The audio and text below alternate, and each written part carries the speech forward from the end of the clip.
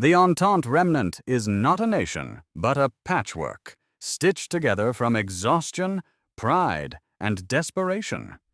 Born from the Allied powers of the First World War, it never knew the peace of victory, only stalemate. By 1919, France, Britain, and their colonies had bled themselves dry, yet the war dragged on. Retreat was impossible, surrender unthinkable. Instead, the Entente dug in, decade after decade, clinging to the promise that the next offensive would finally bring the end. But the end never came.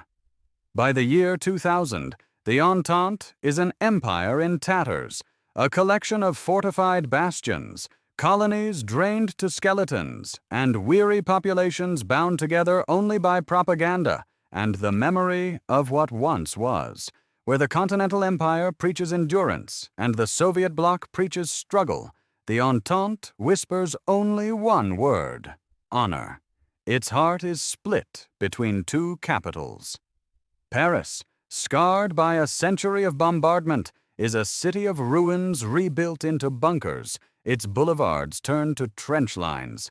London, veiled in fog and smoke, survives as a fortress island, a citadel from which fleets of zeppelins and dreadnoughts still launch across the Channel.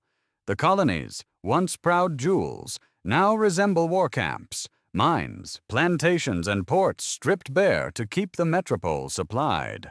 Life under the Remnant is marked by contrasts.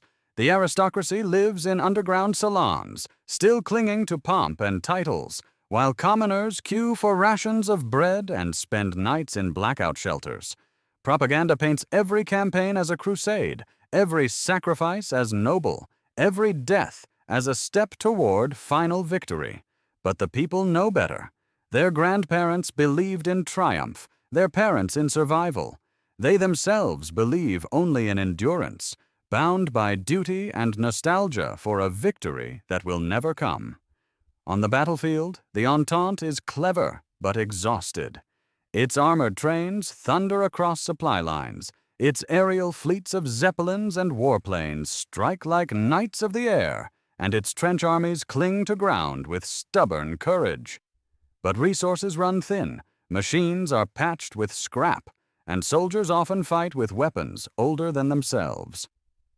What they lack in numbers and industry, they compensate for with guile, sabotage, and an iron will not to fall. The Remnant's great weakness is also its great strength. It fights not for ideology or expansion, but because it cannot imagine a world without war. A peace signed after 80 years would render every death meaningless.